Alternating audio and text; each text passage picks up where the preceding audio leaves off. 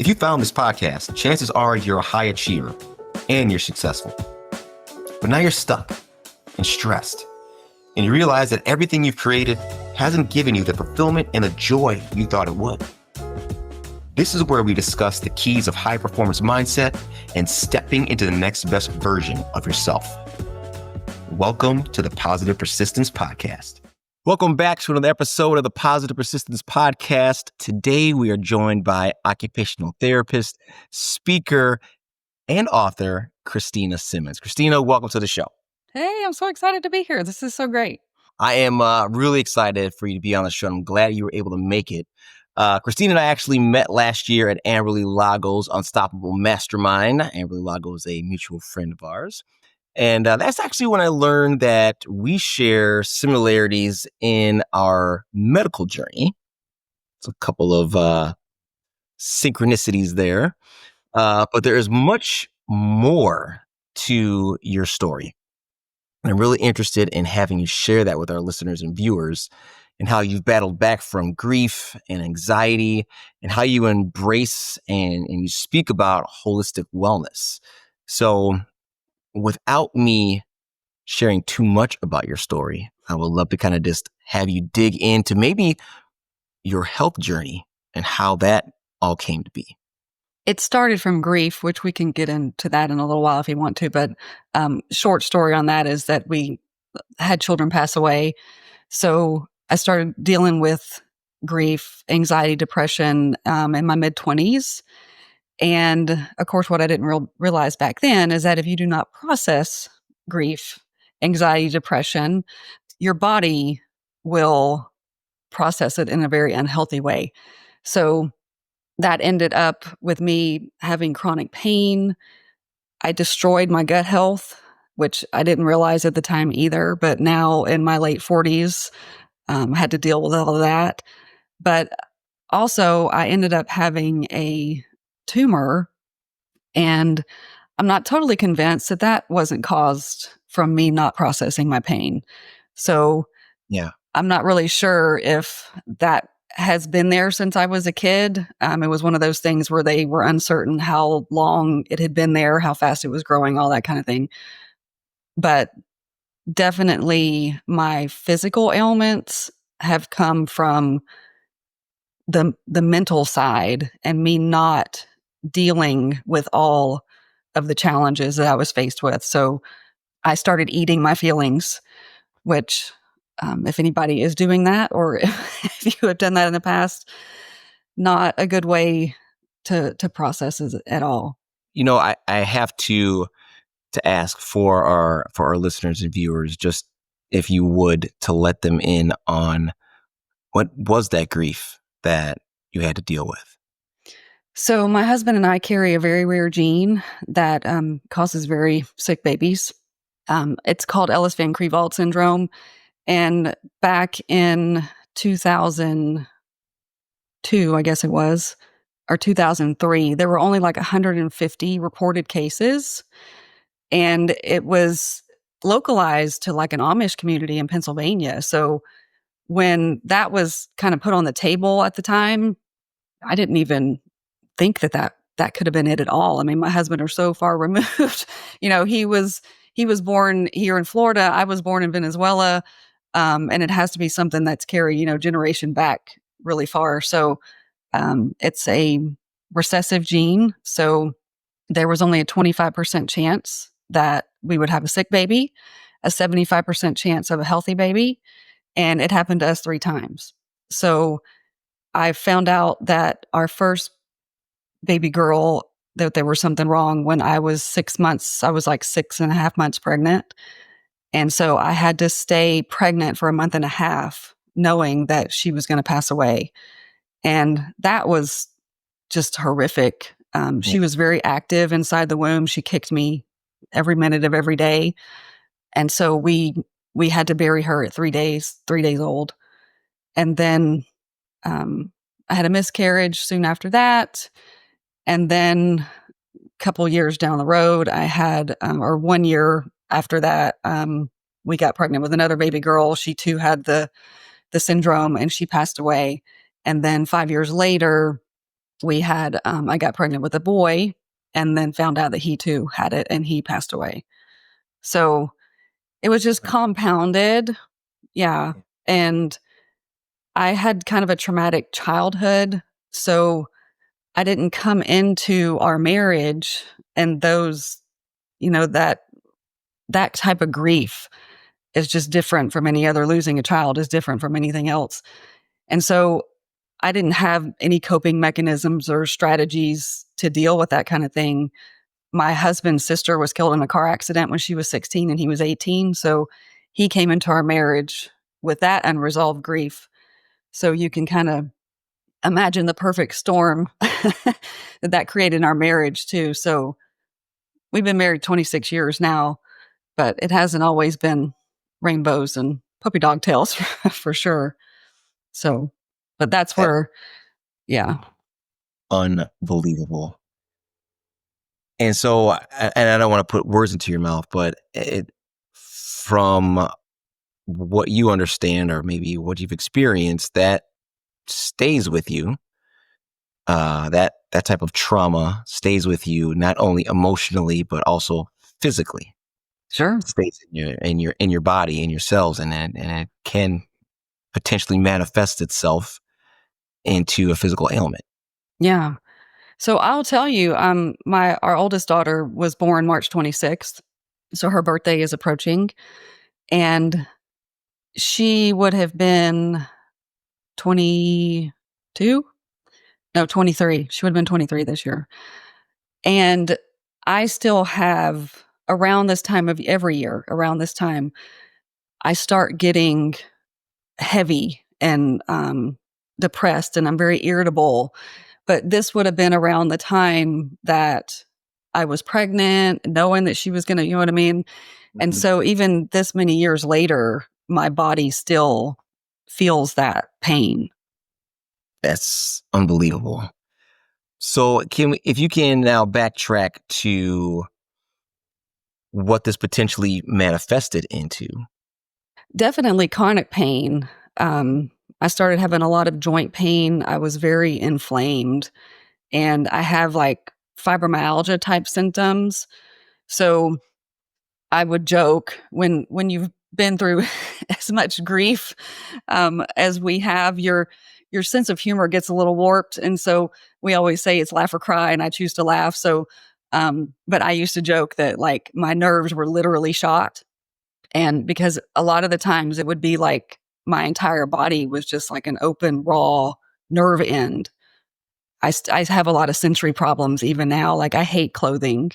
I would rather just not be wearing clothes because it's like I can feel every little, part of my body where the clothes are touching. That's why I enjoy lifting heavy weights. I love to pick up heavy stuff and put it down on repeat because it really calms my nervous system. So that's why I really got into working out.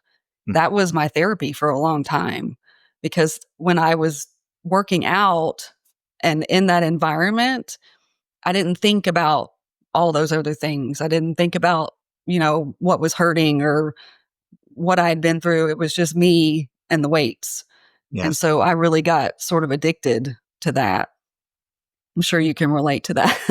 I can relate to that. Yeah, Yeah. absolutely. And I know that has been part of what led you to your journey into holistic health. Tell us a little bit about more of some of the medical issues that you had because of the grief and the anxiety and what you were dealing with. The occupational therapy part kind of comes in here too. Our son, so we did adopt three children. We have twin girls and who are 21, and then our son is 16. But our son is autistic, and he was very trying on the nervous system when he was little. And, he would have your typical like screaming fits. He was very sensory. He had a lot of trouble with food because of his sensory issues, got kicked out of a lot of schools. I mean, it was very traumatizing to me as the mother to be dealing with all that. And then already coming in with the nervous system that was dysregulated, that compounded the grief and the anxiety and the depression all, on top of that. So, I mean, and I love him. I wouldn't trade him for the world, but it was hard raising him. So I decided at the age of 39 that I was going to go back to school to be an occupational therapist so that I could better know how to raise my son. I needed to understand how his brain worked. I needed to understand more about his sensory issues, because I couldn't find anybody to help us. And so, a lot of times there isn't anybody that's going to come to help you. You're the one who's got to do it. So um, I decided that that's what needed to happen. And now I can help other families that are going through the same things that we were at that time. I always say that I wish I'd had a me back then. um, but I was supposed to start school in, I think it was September of 2015. Mm-hmm. And in July, I went to the ortho because I had my left knee bothered me constantly. I had had 2 surgeries on that knee when I was in high school. I played a lot of sports when I was a kid. So I was playing indoor soccer and got hurt and had to have a surgery, and then had to have a second surgery because the scar tissue was so heavy that it locked up the knee and wouldn't allow it to bend. Mm-hmm. So that knee was bothering me, and I knew I was going to have to transfer patients in school. So I thought, well, I'll just go in and get a cortisone shot, like I always did, and then I'll get through school and I'll deal with it later. Well, when they did the x-ray, they saw something on the x-ray that wasn't supposed to be there, which ended up to be a tumor growing from the inside of my femur bone. So at this point, I was working out hard. Like I was leg pressing, like 200 pounds. I was deadlifting, I don't know, 185. Like, I was working, Yeah, I you was did pretty stuff. dedicated. Yeah. Yeah. And the doctor, when he saw it, because it was actually bowing out my femur bone. And so they were afraid that it was going to break. And then they didn't know what was in there. And so they were afraid if it broke, then it would spill into the rest of my system. And who knows what could happen at that point. Right. So he told me to get off that leg immediately, get on crutches, don't put any weight on it. I mean, it was like this whole, like all of us, in the blink of an eye, kind of like with your story, like you were, like I said, hitting the gym hard. You were always an athlete. I was about to start a whole new career, Mm. and then everything just stopped Right. because I had to postpone school.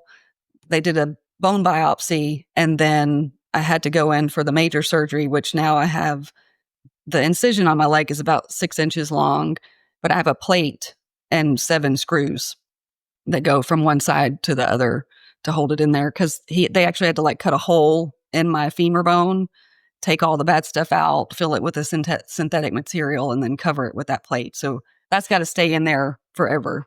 I actually started school. I started occupational therapy school on a cane because I had to go from a walker to a cane, and then I still, it was kind of like learning to walk again because I hadn't been weight bearing on that leg for so long. And even now, like my left thigh is like an inch and a half smaller than my right, just having them cut through all that muscle and tissue and everything. But I mean, I still pretty much do whatever I want to do. I have to modify a lot of things, Well, but it's hard to tell from the videos that you post. You are still getting after it, and yeah, because that I'm is so thankful to have a leg. When we first went in there, the doctor was very frank, and he said, normally when I see scans like this, it means amputation. So that was the first thing on the table, amputation. And I'm like, well, tell me what else you got, because that's right. not happening. Yeah. And God worked it all out. I mean, it ended up that I didn't need, that what they did was what I needed. But Mm. yeah, I think perspective is a lot sometimes, just that I do have 2 legs to stand on and that I get to work out every day. So I'm blessed to have that perspective. I realize a lot of people don't get that. So I Right. take it as a blessing. Because we take those things for granted, and we don't realize incredible that they are. And I know that just for me personally, after running half marathon in Indianapolis, there's this big banner up and it said, "Why I run." And then you had to fill in like your reason for running. And this was a couple years after my surgery and I had to regain the ability to walk and run again. And I just wrote, because I can, because I know what it was like to not be able to Yeah. ambulate at all, Yes. And so I totally understand where you're coming from. Like, you do it because you can do it and you're grateful that you can do it. Yeah, I don't And want to lose that gratefulness. right. You gotta, yeah, it's definitely gotta remember that every day. It's time to ask yourself, when was the last time you prioritized you? Did you know that research shows that nearly 85% of high performers struggle to maintain a performance mindset while juggling the demands of work and personal life? Those who actively prioritize their performance mindset and personal growth are 30% more likely to achieve their goals in business and life. If you're feeling crippling stress and anxiety, or if you're feeling guilty when you take a moment for yourself, or if you're stuck in the grind and feeling burnt out, you're not alone. Many of us yearn for more, but struggle with the fear of being judged or feeling selfish. And you want to step into the next best version of yourself. That's why I created the Rinse Method, which got me from paraplegic to marathon runner. Backed by science-based proven strategies and now customized for high performers like you. If you're stuck and stressed and want clear steps that you can implement today to move forward, make sure you visit thepositivepersistence.com to download our free Rinse PDF. So I want to go back because I have a question, because I'm trying to envision all the grief that you've gone through. You've gone through all of this stress and raising your son and trying to figure out how to raise him right and seemingly kind of keep your sanity while you do it, right? And can understand him so you can be a better mom for him. And at the same time, start a new career. And then being an athlete all your life, you're told that you can't work out. So all this happens, and now your identity changes. How did you move forward from that? I'm sure that had to have a tremendous hit on your mindset. And I'm just curious how you dealt with that and were able to push forward. Yeah, I remember because I had a gym family at that time, and that really was my therapy. That's where I went. That was like my thing. Mm, Like, my husband fishes, I went to the gym. How when you're married, you each have, you have things you do together and you have things you do separately. And the gym was my thing. Like, that was where I went, where I didn't have to worry about the kids and I didn't have to worry about the bills. And and my friends were there. I had a huge group of friends there that I love the community and I love the atmosphere. And it was a really big hit because I've always struggled with my weight as well. And so you can imagine being bedridden for a little while. I started to gain the weight back and then yeah. was just very puffy and inflamed. And I did, though. I always think of Amberly saying that she had them install a pull up bar above her hospital bed because I Yeah. would have my husband bring me hand weights at the side of the bed and I would do, tricep pushbacks and bicep curls and whatever I could do. Yeah. I would do back stuff. And I even went to the gym when I was on my walker because I was in constant contact with my trainer at the time, and he ran kind of like what you do now. He runs like boot camp style workout sessions. I adore him, and that's kind of what always wanted. It made me want to be a trainer because a trainer is so much more than just somebody who gives you workouts. Mm, Like, he was with me through my entire journey and constantly motivating me and constantly telling me, your comeback's going to be so much better than before. And, always cheering me on. And I was texting him one day and said, do you think it would be okay, like, for the gym owner? I'm like, if I come in on my walker? And he's like, get in here, girl. And so I go tootling up there on my walker and do, arms and back and shoulders and whatnot. And yeah. it was so funny because the other girls, they're like, they're like, "You have totally ruined this for everybody." They're like, "We can never skip another workout because Yeah, no Christina excuse. came up in here with her walker." That's right. That's right. So, like, no excuses. Um, and then, then I went on my cane and I was doing like step ups with my cane. And I remember like the first time that I could leg press again.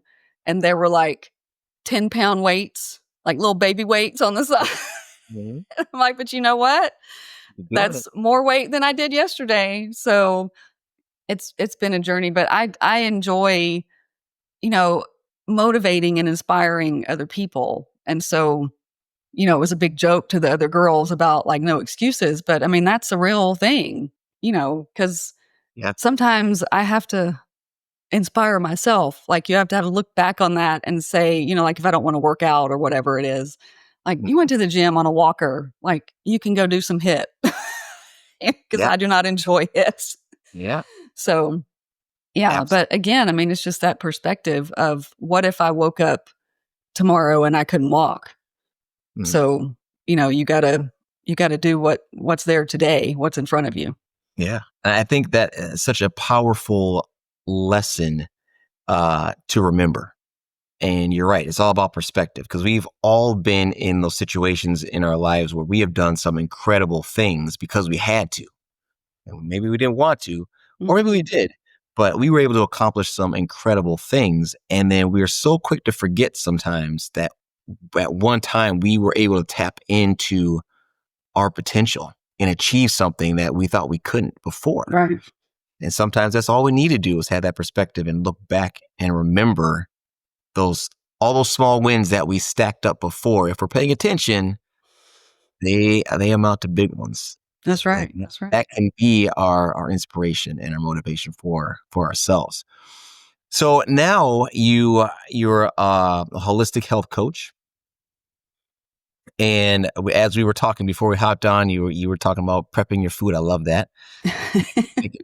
Making time to set yourself up for success, right? Yep. And so you've told us about going back to school and getting your master's in occupational therapy, and I know that this is been a part of your new book that is coming out. Mhm. And this book calling Eat Your Feelings, nice little segue there about talking about food. Tell us about that. Tell us about what the book is about, because I know there's some things in the book in terms of frameworks you talk about that could really help our listeners and viewers with some of the things that they may be dealing with. So it's essentially a self-help memoir. So I tell our entire story, beginning with like my childhood trauma, because I think I had to start there because it just shows like I wasn't prepared to cope with all the life that came at me in my adulthood because Yeah. of what had happened to me as a child. And I often think, like, look at all the things that I've done being depressed and anxious. Like, what could I do if, I could let all that go? There's just, sky's the limit. But EAT, which is EAT, which is one of the frameworks, which is what is going to be part of my talk at Amberley's event in April. Yeah. But it stands for educate, accept, and transform.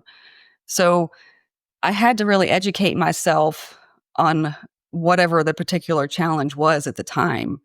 Mm. So just like with my son, for example, he's probably the best example of education. And I went a little overboard. I tend to go above and beyond sometimes. But you really can't tackle or face what you're up against if you don't understand it. Because once you educate yourself and you get a clearer understanding, then you can take control of the parts that are controllable. And then the second part of that is you accept the parts that are not in your control. Because in every situation, there's going to be some aspect that you cannot control.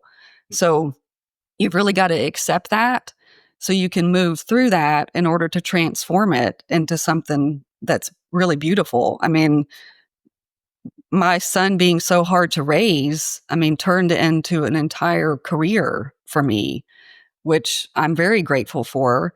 And like I said, I get to work with kids. I work in the school system right now, which ultimate goal is to be a speaker, but I love working in my community and working with these kids in the community and pouring into the teachers and educating them on sensory processing and how that's related to being able to learn. Because when you're dysregulated, you can't learn anything. So that's mostly what I learned about my son. I had to get his sensory system regulated before he could take any new information in. So I brag on him for just a second. He got kicked out of most every school he ever attended, and we homeschooled. We did the private school thing, and then we put him in an autism school for 4 or 5 years. And just this year, because he's 16, he's a sophomore in high school, we took him out of the autism school and put him into public high school. And he is doing amazing. I cannot be more proud of him. And thinking of where he came from, and when I was the mom that thought that he would never be able to even dress himself or or make friends, or there were so many things that I was worried about. And for now, for him to be able to be and thriving as a sophomore in public high school is just it's almost unthinkable to me. So, but he's doing really great. Let's talk about that for a second, if you don't mind, because I've heard you use a term when talking about your son in presuming competence. And what was it that changed? Was it you educating yourself that helped you realize that you could presume him more competent than you originally imagined? I think it had a lot to do with me being in the self-development space, because you'll hear a lot of motivational speakers and people in the space that we're in say that when you're the smartest person in the room, it's time to find a new room. Right. And the school that he was in, he was the smartest kid in the room. And I just really started seeing him in a different light. He was maturing and he was able to keep up with more. And I know how smart he is. And so it was just that little voice in the back of my head that said, he can do this and you need to believe in him. And so, I was scared to death to put him in public high school just because he's quirky. It's hard to make friends when you're not quirky. Right. Yeah. But I was just, worried about bullying and whether he would be able to keep up with several subjects at one time. And not that we haven't had some challenges. He's out there right now working on some makeup work that he didn't turn in. So, but he can do it. He's very capable of doing it. And I think that's just a good lesson for life in general. Like you said, don't assume that you know anything about anybody. We need to believe in each other that we can do anything. Everything is possible. You're walking testimony to that. So it's just the human body really is amazing. The brain fascinates me. I guess it was a little bit selfish me going back to school because I wanted to learn more about the brain. I wanted to learn the connection between the connection between the mind and the gut health. That's been my biggest epiphany here lately. It's crazy. Well, that another great segue. Let's get back to our EAT acronym.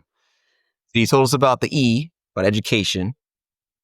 What does the A stand for? A is for accept, because once you educate and you fully understand what you're up against, then you can accept and take control, of the things you can control, but let go of the things that you can't. Mm-hmm.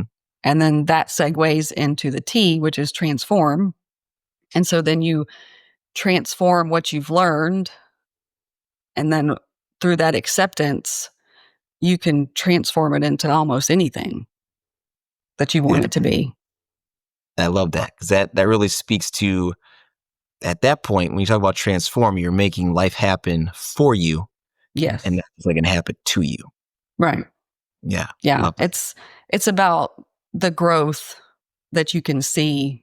Um, something that you thought was going to kill you can turn into one of the most beautiful things ever. I mean, Yeah. that's what, most of my darkest moments have really turned into my brightest ones. But you can't understand the light side until you've been in the dark. So they go hand in hand for sure. They do. Like yin and yang. Mm. Absolutely. Tell us about the food framework if you don't mind. That has been what's changed me because I'm such an emotional eater. I mean, I eat if I'm anxious. I eat if I'm sad. I eat if I'm depressed. I eat if I'm excited. I eat if I'm mad. So, um, the food stands for, now I'm going to forget because you put me on the spot here. Um, feelings. The F stands for feelings. So I really started to look at why I was wanting to eat in the first place. Yeah. Because most of the times I wasn't even hungry. And I started to correlate the types of foods that I was craving to my emotions. So, for instance, if I'm anxious, I want something crunchy and salty. If I am sad, I want like warm, like a soup, like a comfort food, that kind of stuff. I'm lactose intolerant, so I can't do the macaroni and cheese, but I probably would if I could.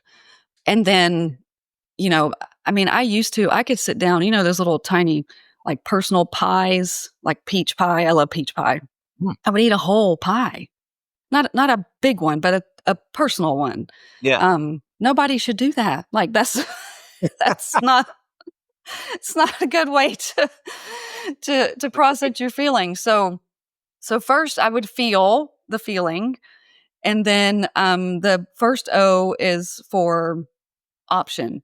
So at any time you have the option to change the way that you feel or to change your perspective about something. So it's really about taking control of that feeling Mhm. and turning it into something else. So the two O's go together because the first O is option and the second O is observe. So once you take control of that feeling and you use that option to change it, then you're going to observe how that shift made you feel. Mm. Because sometimes, and this is a quick, once you get it down, it's really not, doesn't take that long. It sounds like it's taking long while I'm explaining it, but sometimes I'll walk into the pantry and I'm just staring at the food in the pantry. Yeah. And then I will take a beat and be like, okay, what am I feeling? Why do I want to eat that crunchy, salty food? It's not something that I need right now. I'm not even hungry. It's just because I'm anxious about something coming up. And then the D is then decide or deprive. So I then decide if I really need to eat the food. Am I really hungry right now? Or do I need to take a walk? Do I need to get outside? Do I need to just drink some water, maybe have some coffee and distract myself from that feeling in the moment? Yeah. And it has to decide or deprive because sometimes I do deprive myself of it, but if I'm really having a craving and it's something my body really needs at the time, I might go ahead and eat 5 sweet potato chips or whatever it is. Used to I would eat the half a bag. Right. Now I can say like, okay, let me just eat the 5 sweet potato chips and then I'm going to move on with my life because if I don't eat them right then I'm eating everything else trying to get to that craving. So Yeah. sometimes it's okay to give in to the craving because it keeps you from an avalanche of eating. I mean, that's just coming from because it's emotionally driven. But I mean, the steps aren't so important. My real focus with that is just the pause, to get you to just stop and really think about what you're doing instead of that mindless, walking to the pantry, grabbing the bag, sitting down on the couch and just eating out of it. You know what I mean? It's just really to pause. And then it also helps with you to process your feelings, because then you're thinking like, why am I really doing this? Where is it stemming from? And that's been everything I've been through. There's a core reason why we do most everything. And Yeah. so if you can get to the root of it, then you can either cultivate that root and nourish it if it's a positive thing, or you can pull it out if it's a negative thing. But you've got to figure out where it's coming from first. Wow. That right there is so profound. And I know that you have the tools to help people do that. So I'd like to help our listeners and our viewers find out more about you. So where can they do that? I'm on Instagram and LinkedIn. That's probably the fastest way to find me. Mhm. All my links are there. I have a link tree on Instagram that you can find everything there. And I'm working on my website. It's going to be CristinaPSimmons.com. And I think it's actually live right now. But it's not exactly, I'm still fine tuning it, but people could go there and find me, because I'm trying to be working on the cover for my book really soon. And then, hopefully finally nail down a publisher and get all that. That's been a lot of work. Yeah, Um, absolutely. yeah, it's a lot, but it's coming. It's coming. Well, if you guys have been able to relate to any of this that we've been talking about, make sure that you do reach out to Cristina, because I'm sure that she can help you get through what you're going through. And Cristina, I want to thank you for taking the time to be on the show. Thank you And so much. I I appreciate it. can't wait to see you on the stage at Unstoppable Summit. That is going to be awesome. And I want to thank all of our listeners and our viewers for tuning in, and always remembering that we need to stay positive. We need to stay persistent. And if nothing else, Cristina is a shining light of that. She embodies that persistence and staying positive and overcoming. And man, talk about making a comeback from setbacks. Unbelievable. And we always know that mindset is everything. Thank you guys again. We'll see you next time. Thank you for tuning in and being part of the Positive Persistence family. We're having a great time creating this content, and we truly hope it inspires you to embrace positivity and persistence in your own journey. If this podcast episode inspired you or entertained you, scroll down, hit those stars, and leave a comment or two. Your 5-star reviews and shares encourage us and help us grow the show. So until next time, stay positive, stay persistent, and remember, mindset is everything.